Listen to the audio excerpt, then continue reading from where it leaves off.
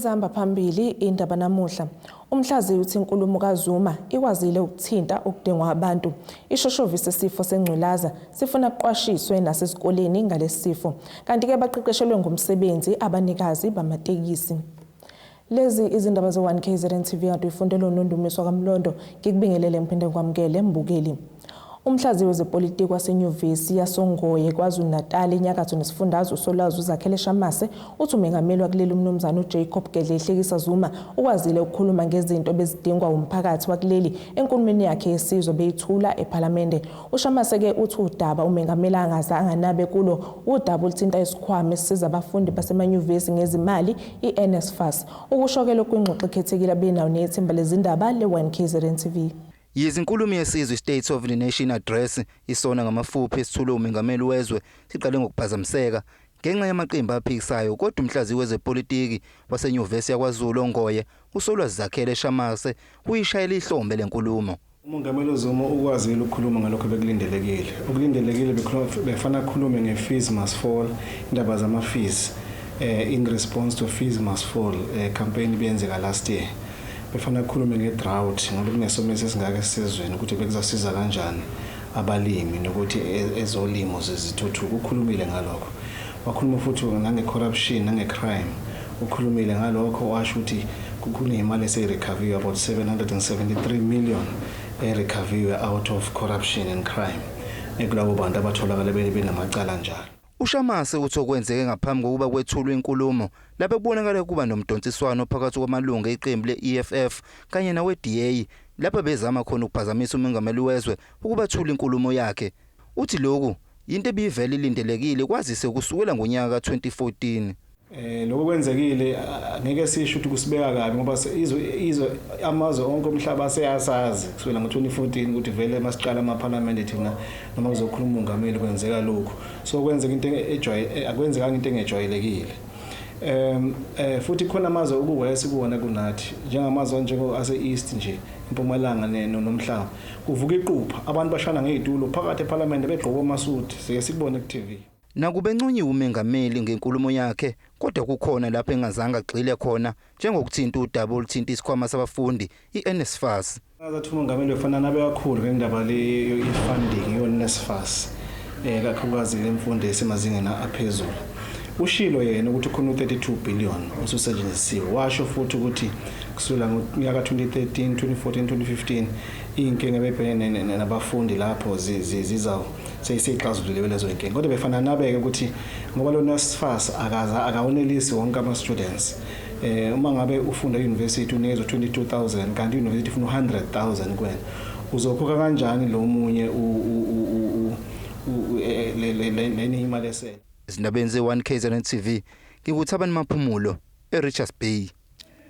Emva kwenkulumo yesizwe iState of the Nation Address isona ngamafuphi ethulwe ngumengameli wakuleli umnumzana uJacob Zuma eParliament eKapa izolo kusihlwa umphakathi wakuleli ke ubeke nemibono yahlukahlukene ngayo. Iziko lezindaba le1KZN TV likhulume nomphakathi ukuzwa uvo lwawo ngalenkulumo.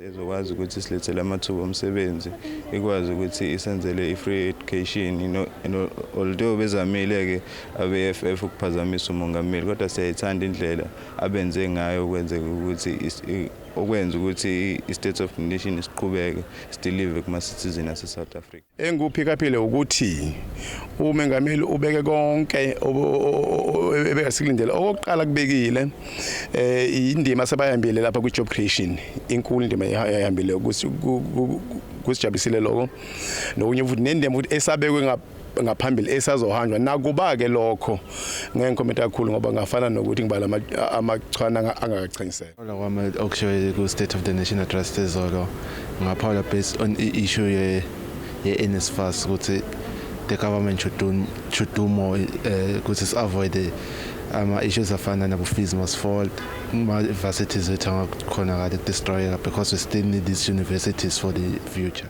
Very happy and impressed by how the ANC MPs and President of South Africa behaved yesterday by continuing about the business of the day and ensuring that SONA is delivered to the nation, and we as ordinary citizens of South Africa we listen to the State of the Nation address. What we had expected to be contained in the State of the Nation address was contained. Ishoshovu esiphila siphinde silwe nesifo sengculaza uSimphiwe Gumede uthi ngakujabulela ukubona umnyango wezempilo uphumile ulibangise kuzo zonke izikole zakuleli uqwashisa ngezifo esithelelana ngokocansi njengoba namhlanje iqala iviki lokuqwashisa ngezifo esitholakala ngocansi nangokuvikeleka ngejazi lomkhwenyana. Uqhubeke ekhuluma neziko lezindaba le1 KZN TV ubesenxusa abantu bakuleli kakhulukazi intsha ukuba iphume ngobuningi bayo ukuyohlolela isifo sengculaza. Njengoba namuhla kuqala iviki lokuqwashisa ngezifo esithelelana ngokocansi kanye nangokusebenzisa ijazi lomkhwenyana. Kwazise nezibalo zakuleli zikhomba ukuthi bangaphezulu kwesigidi eziyikhombisa abantu abaphila nezifo esitholakala kucansi olungaphephile. Abeminyaka esuka kwi-12 kuya ngama-24 batheleleka kakhulu ngezifo esitholakala kucansi olungaphephile. Bajwayele ukutheleleka ngo-2000 iviki nje, these young girls and women. So basically this week is just us saying asikhuthazeneni ukuthi sisebenzise ama condoms sikwazi futhi siye emtholampilo siyokwazi ukuhlola izinto enjengo STI sikwazi futhi ukuhamba siyokwenza into enjengo HIV testing. Isishoshovu esiphila siphindwe silisa nesifo isandulela ngculazi sithi kungaba usizo olukhulu ukufundisa izingane ezikoleni ngalezi zifo kanye nangamaplesa. Ama-gaps maningi because siyahamba siyobuka ekoleni siyovakasha. I think ama-departments wonke nje fanele ngabe abaseyikoleni, especially this time siyazi ukuthi next week i-Valentine lapho bekwazi ngempela ukuhamba bepromote ukuthi abantwana bethu it's either they abstain or basebenzise ama-condoms. Ngathi futhi singaba nalento ukuthi siyavumeleka ukuthi singene nawo ama-condoms eyikoleni sibanika abantwana because at the end of the day ngeke bebuye bezobika kuthina budi okusalayo nje ucansi siyabona ukuthi into abayenzayo. Now let them be protected from pregnancy and HIV and STI by us giving them these condoms and then giving them the information on how to protect themselves and ukuyimela entweni njengo sugar daddy syndrome. Uphakatha uqhuquzele bakuleli kakhulukazi intsha ngokuzihlolela igciwane lengculazi bahlale bezazi ukuze uzogwemeka ukubhebhetheka kwalesi sifo. Ngiyacela kakhulu bakwethu ngike ngisho ngithi mina njengomuntu ophila no-HIV nje ngicela lenginayo ngifuna igcine kumina angifuni ukuyidlulisela komunye umuntu. So ngiyacela kakhulu ukuthi abantu abasha basebenzisa ama-condom mabeya njalo ocansini. It prolongs impilo yakho ne-future yakho and nje uyakwazi ukwenza ama-decision akwazi ukuthi enze impilo yakho ukuthi ibe right. So ngiyacela ukuthi it's either we abstain or sisebenzisa ama-condom consistently at all times. Ezindabeni ze1 KZN TV kubika uThulile Ntuli eMpangeni.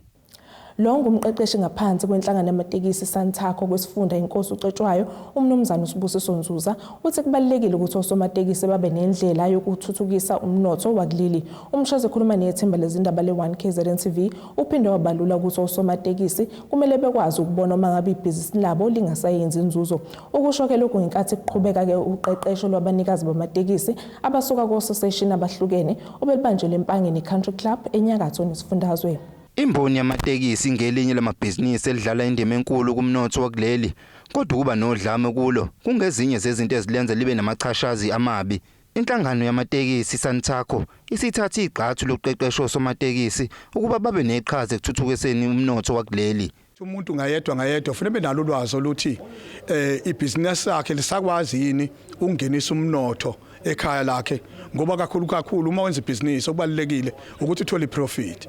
Uma ngabe ibhizinisi ingasayenzi iprofit kufuna ukuthi ama workshop ayilolu hlobo asilekelele ukuthi wena elakho uma ngabe lingayenzi profit ungalenza kanjani. Abanikazi bamatekisi abebehambele lolu qeqesho bathi bafunde elikhulu ngokumele bakwenze ukuze lemboni ithuthuke. Shopate sinayo eyokugrumana nje mayelana ne-leadership ukuthi kwenziwa kanjani. Kuyaziwa ke imboni yamatekisi mina nje njengami ngingena emva kokushona kababa ngifresh ngiphume e-university ngingazi lutho ukuhlanganisa ke-university nabantu bamatekisi into ezimbili ezihlukene lezo. So ilokho ukuhlanganisa lokho njengathi thina nje sisebancane sifikayo khona kunalawo ma challenges ukuthi sifica obaba babesebenza nobaba bethu ba operate ngendlela yabo nathi sineyethu. So i-workshop lena isizile ke nasebuholini lokhu bakhona. Lenhlangano yamatekisi kubukeka ikukhuthalele ukuthuthuka kwalemboni njengoba iqale ngokuqeqesha abashayeli bamatekisi ukugwema izingozi zomgwaqo. Ezindabeni ze1 KZN TV nginguthabani Maphumulo eMpangeni. Mbukela ke sibheke engosini yezomnotho. Irandi bizu R13.42 uma beqhathaniswa nedola laseMelika, libo R16.79 uma beqhathaniswa nopondo waseBrithani, libo R14.30 uma beqhathaniswa ne-euro yase-Europe. Igolide lona libe $1,224.01 ounce, kuthi olungahluziwe ubo $55.76 umphongolo. Ake sibheke engosini yezemidlalo.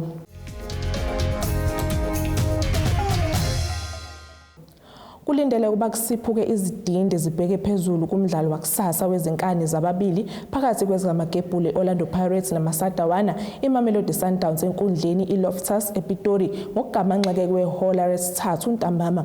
Abalandeli bebhola ke kuleli baphawula ke ngabakulindele kulomdlalo kanye nanokuthi liphi iqembu ababona lifanele ukunqoba lo mdlalo weAbsa Premiership. Sasa ngicabanga ukuthi kuzowina iSundowns ngo2-1. Igame izoba mnandi kakhulu because we are the fans of iSundowns. Ukuthi kuzowina iPirates ngoba we are the big fans and iSundowns iku0.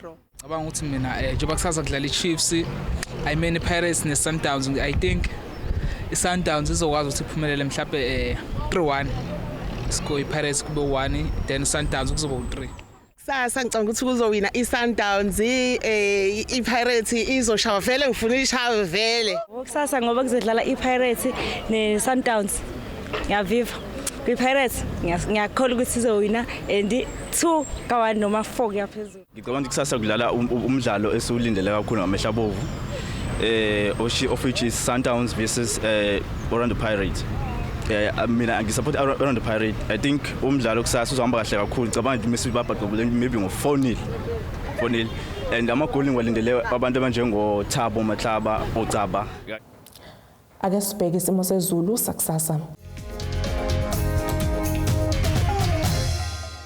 Empangeni ezothi qwaqwa ngamafa amaze ngokushisa u24 kuya 36 degrees eThekwini, u23 kuya 30 degrees eMgungundlovu, u20 kuya 33 degrees eLundo eMahlihliki, u22 kuya 36 degrees eXhobe eMantente, u18 kuya 29 degrees esiphethe ngeVryheid eFilidi, u18 kuya 31 degrees.